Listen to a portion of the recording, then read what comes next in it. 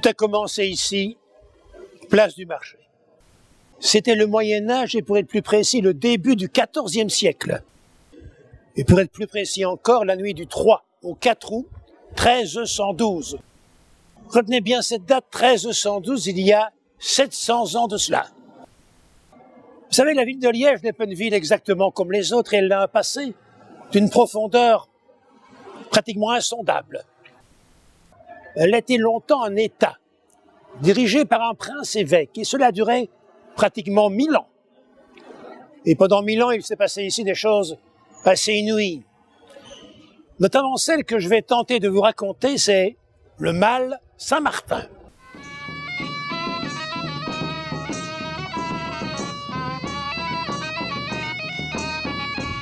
Au Moyen-Âge, la ville était dirigée par un conseil, le conseil des jurés.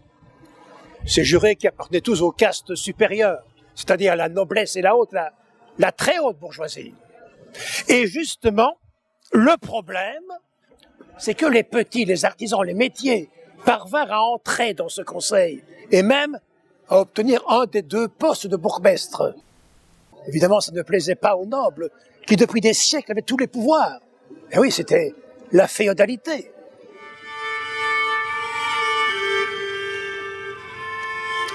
De plus, le prince-évêque vint à mourir. Il fallait donc nommer un successeur. Alors les nobles et les chanoines de Saint-Lambert se disputèrent cette succession.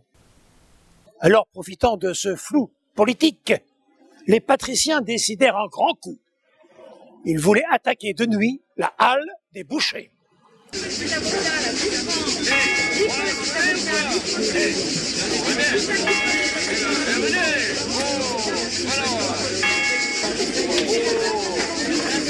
Au XIVe siècle, la place du marché n'était pas comme maintenant.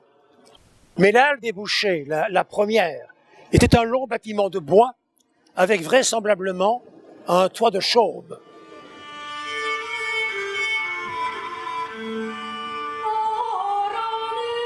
La ville dort.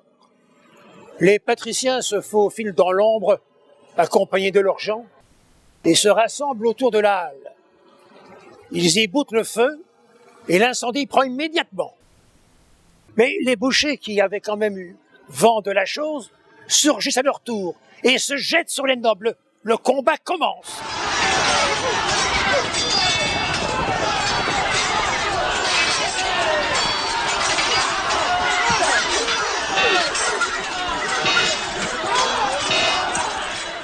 Le stratagème des grands a réussi, parce que les petits se font tailler en pièces. Mais oui, ils ont en face d'eux de jeunes seigneurs aguerris à la guerre, en armure de fer, des professionnels du combat. Les petits se font décimer.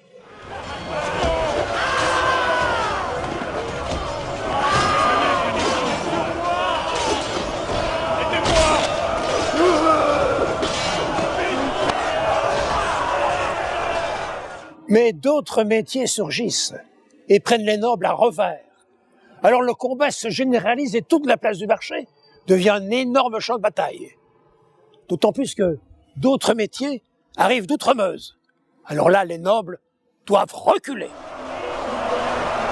Le combat se déplace vers la cathédrale. On ne sait pas très bien à l'époque si elle était terminée, mais ce qui est certain, c'est que les chanoines en armes en sortirent et se mirent du côté des petits.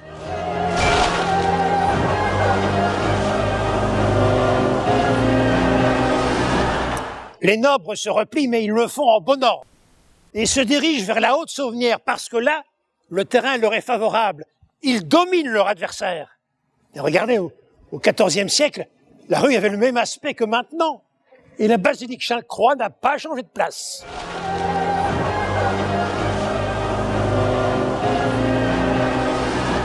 Arrivés dans la Haute-Saunière, les nobles contre-attaquent et font reculer les petits. Cette fois encore, les petits se feront écraser. Cette fois encore, ils devront courber l'échine, comme ils l'ont toujours fait depuis des siècles, et se dire qu'ils ne sont rien que des manants, des gueux, face à leur maître de toujours, les nobles.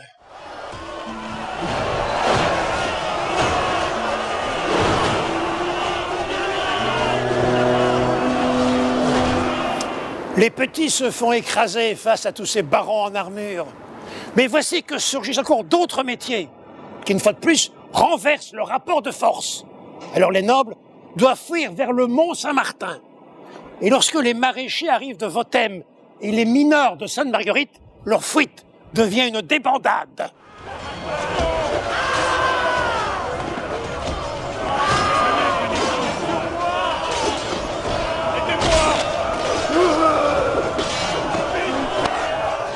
Nous sommes ici au pied de la collégiale Saint-Martin, au pied de la tour carrée. À l'époque, bien sûr, elle était romane, elle était reconstruite dans le style gothique.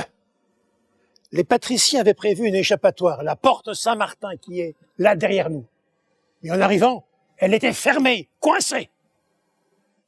Il restait une seule solution, l'Église et la paix de Dieu qui interdit tout acte de violence dans un lieu de culte. Les nobles y entrèrent, ils étaient sauvés. Mais c'est alors que se produisit l'impensable. Un homme prit une botte de paille et la jeta au pied de la tour. On le regarda étonné, puis un deuxième prit une botte de paille, un troisième, et quand on jeta un flambeau, l'incendie partit comme un éclair.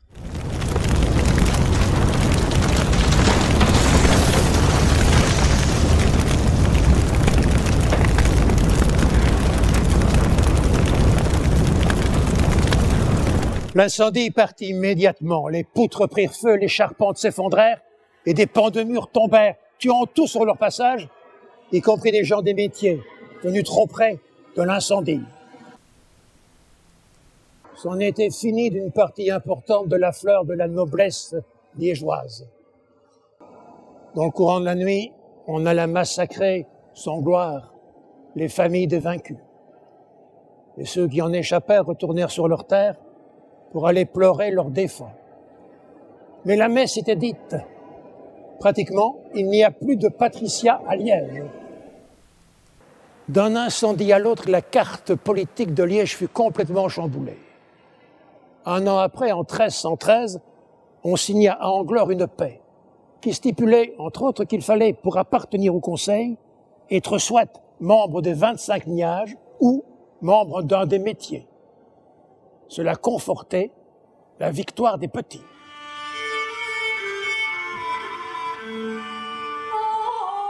Au cours des siècles qui suivirent, l'histoire de Liège connut bien sûr des avancées et des reculs.